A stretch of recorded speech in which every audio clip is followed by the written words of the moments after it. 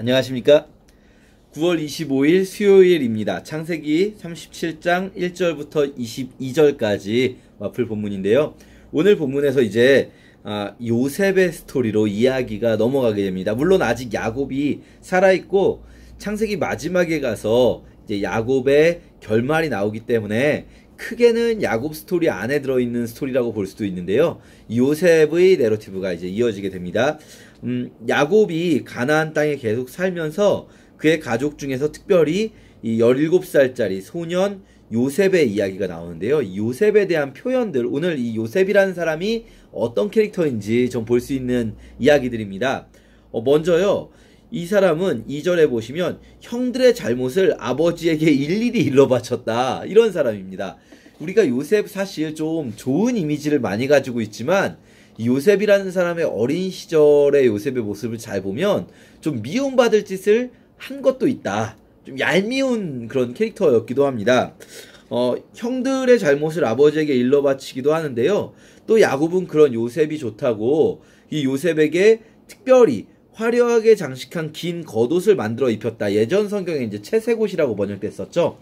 사실은 여기 화려하게 장식된 긴 겉옷은요, 술이 긴 옷을 의미하는데요. 이제 옷자락에 이제 술이라고 해서 치렁치렁하게 달려있는 게 길게 되어 있는 옷입니다.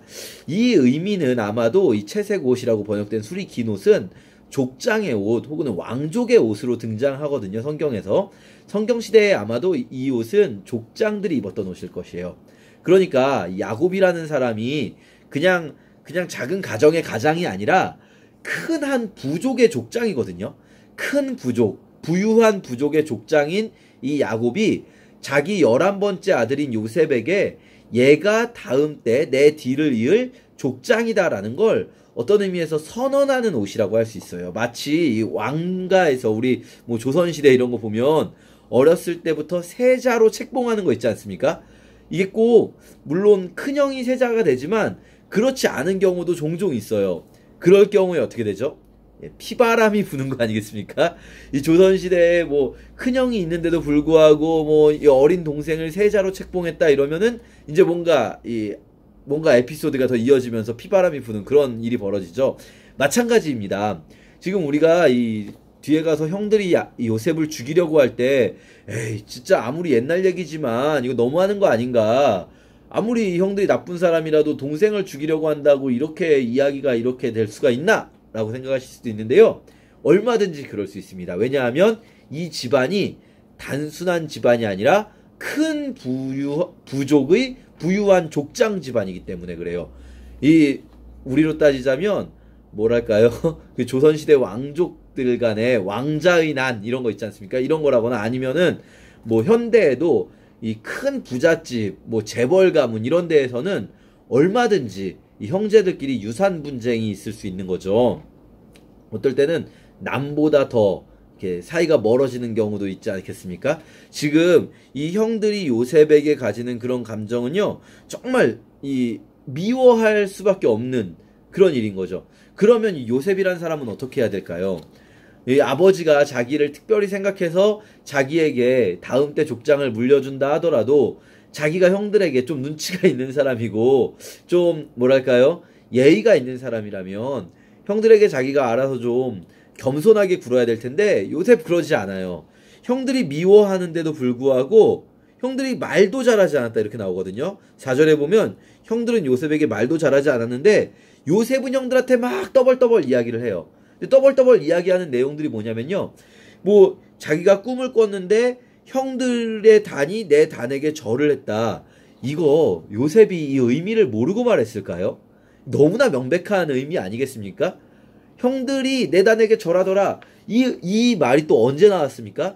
야곱이 요셉에게 이 족장의 옷을 지어 입힌 이후에 이런 이야기를 하잖아요. 그러니까 이 아이는 지금 자기가 족장이 될 거라고 너무나 확실하게 생각을 하고 그걸 형들에게 떠벌떠벌 이야기를 하고 있는 거죠. 형들 입장에선 당연히 기분이 나쁘겠죠. 그리고 아버지도 사실 요셉을 꾸짖습니다. 자, 그러던 와중에 형들이 12절에 요셉의 형들이 세겜에 가서 양을 치고 있을 때 야곱이 형들에게 다녀오라고 합니다. 사실 야곱이 어쩌면 왜 마음이 갑자기 불안해졌을까? 갑자기 요셉에게 형들 좀 보고 와라, 이것은 세겜이었기 때문일 수 있어요. 양을 치러 가는데 왜 하필 세겜으로 갔나 이놈들이. 왜냐면 세겜이 어떤 곳입니까?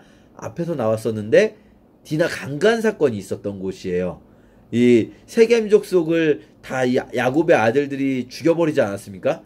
그곳에 함부로 가다니, 거기에서 이 도망 왔는데 거기서 또 무슨 꼴을 당하려고, 얘네가 어떤 위험한 일을 당하려고 거길 갔나 걱정이 되는 마음에 요셉을 보내게 되는데요. 예, 정작 진짜 위험은 요셉에게 닥치게 되죠.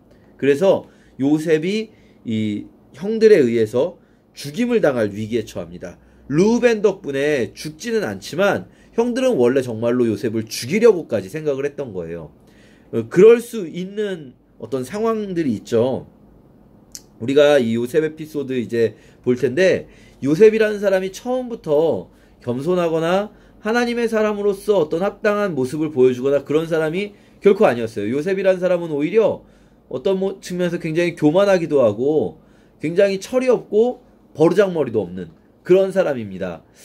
그런 사람에게 하나님이 복을 주실 때, 또 이게 사실은 하나님의 복이기 이전에 사실은 그냥 아버지의 총애인데요. 이거를 자기가 오히려 복으로 만들지 못하고 그 복을 고생길로 만들어버렸어요. 이 아버지가 자기를 뭐랄까요, 다음 때 족장으로 이 내정해 놓은 그 사실이 오히려 요셉에게는 고생길로 가는 그 밑거름이 된 겁니다. 우리도 그럴 수 있습니다. 우리에게 아무리 좋은 것이 주어져도요, 우리가 겸손하지 않고 우리가 정말로 그것을 감사한 마음으로 받지 못하고 그냥 그걸 난 받았다라고 좋아 그러고 자랑하기나 하고, 그걸 주겠다는 아버지까지도 나에게 절한다, 이런 이야기를 개념 없이 그렇게 말을 하면 그것이 오히려 그 좋은 일이 나에게 독이 되는 일도 가능한 거죠. 물론 이 모든 환경 속에서도 하나님의 계획은 여전히 움직이고 있습니다. 여전히 하나님께서는 이런 인간들의 연약함들을 사용하셔서 큰 구속사에, 이 이스라엘 백성이 애굽으로 들어가게 되고 또 애굽에서 나오는 이런 큰 그림을 하나님 그리고 계시는데요. 우리가 그렇게 큰 틀에서 하나님의 손 안에 있다는 걸 생각하면서도 또 오늘 본문을 보면서 나는 과연 복을 복으로 만드는 사람인가, 복을 독으로 만드는 사람인가 좀 생각해보는 오늘 하루가 되었으면 좋겠습니다. 감사합니다.